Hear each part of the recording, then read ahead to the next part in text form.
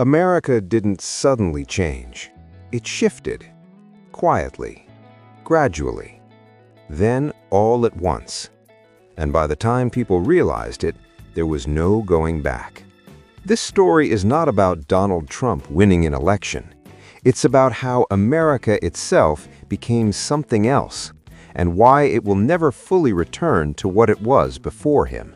People keep asking, what did Trump do to America? That's the wrong question.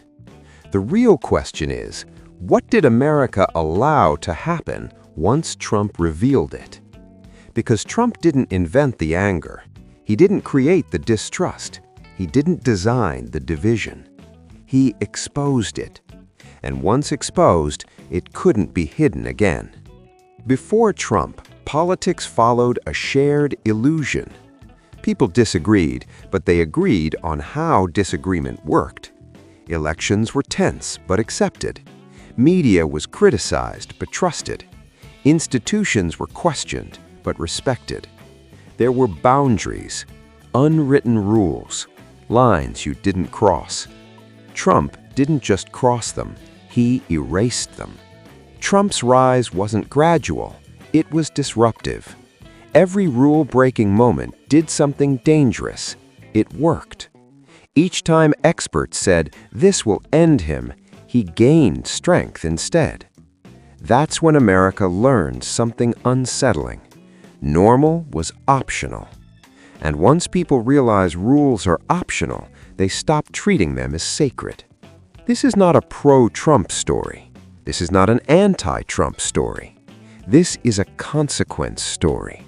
Because even the people who despise Trump now live in a political world shaped by him. The language changed, the tone changed, the expectations changed, and none of it reversed when he left office. Before Trump, power wore suits. It spoke carefully. It avoided chaos. It pretended stability was strength. Trump flipped that. He proved chaos could be power. Conflict could be currency. Outrage could be leverage. Once that lesson was learned, every future politician took notes, whether they admit it or not. Media didn't just cover Trump, they chased him. Every attack amplified him. Every correction extended him. Every attempt to move on failed. Trump turned attention into fuel. And America learned that visibility mattered more than credibility. That lesson didn't disappear with Trump. It spread. Before Trump, politics was something you followed. After Trump, it became something you were. Voting stopped being about policy. It became about loyalty. Opponents weren't just wrong, they were dangerous. Neighbors weren't just different, they were enemies. That transformation didn't start with Trump, but it accelerated because of him. Even when Trump lost the presidency, nothing reset. The distrust stayed, the anger stayed, the division stayed.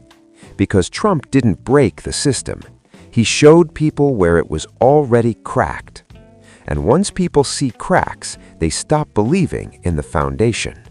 Forever doesn't mean Trump lasts forever.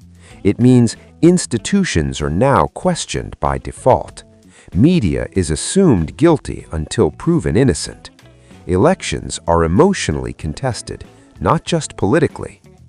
This is not temporary damage. It's a permanent shift in how Americans see power. Trump didn't force this change. America responded to it. Some embraced it. Some resisted it, but everyone adjusted to it. That's how real change happens, not by agreement, but by adaptation. Nations don't collapse when leaders fail. They collapse when trust disappears. Trust in elections, trust in institutions, trust in information.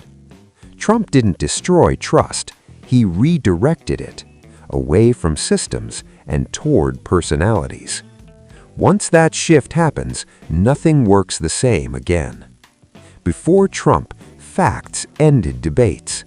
After Trump, facts started them. Two people could watch the same event and walk away with opposite realities, not opinions, realities.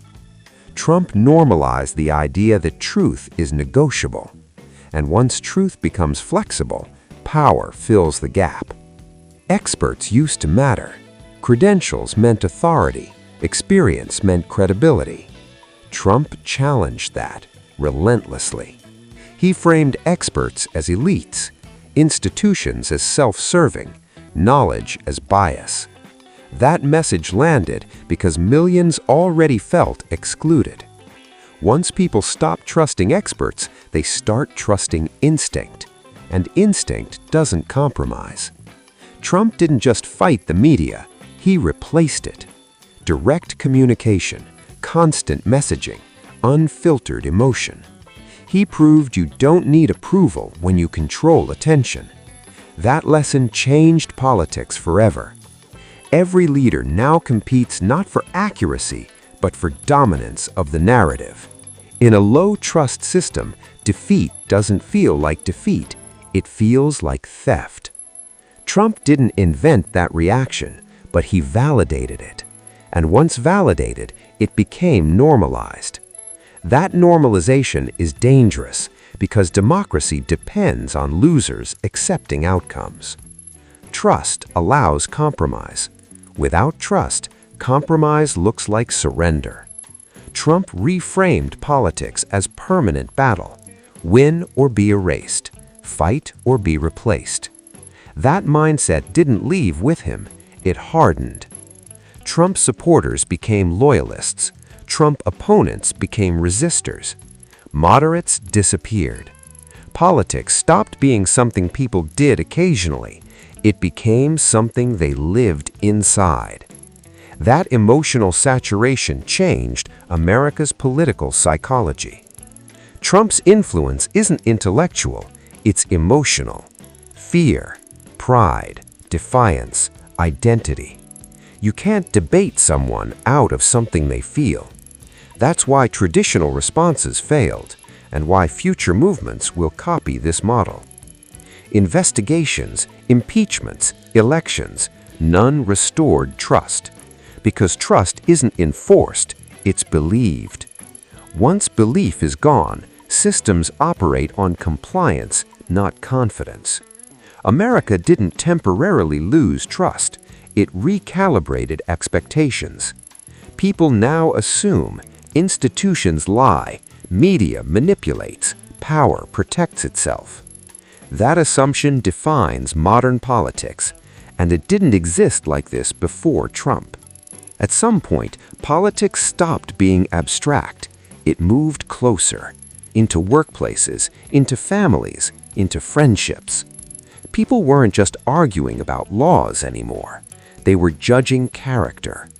A vote became a statement of who you were, not what you believed. That shift changed how Americans saw each other. Before Trump, loyalty was political. You supported ideas, platforms, parties. Trump made loyalty personal. To question him felt like betrayal. To criticize him felt like attack. To oppose him felt like alignment with enemies. This wasn't accidental. It created emotional armor, stronger than policy, stronger than facts. Disagreement used to be normal. After Trump, it felt threatening, not because opinions changed, but because intentions were questioned. You're not wrong, you're malicious. Once disagreement becomes moralized, conversation ends.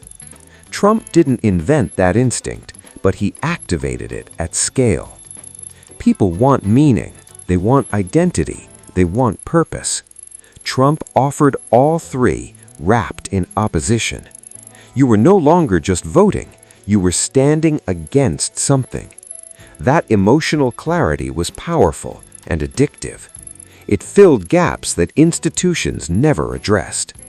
Once politics becomes identity, truth becomes secondary. Supporters defend, opponents attack. Neither side listens. Trump didn't break discourse, he revealed how fragile it already was. Once activated, It couldn't be turned off.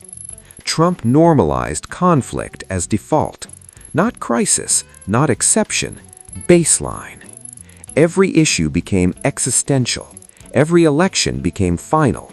Every opponent became a threat.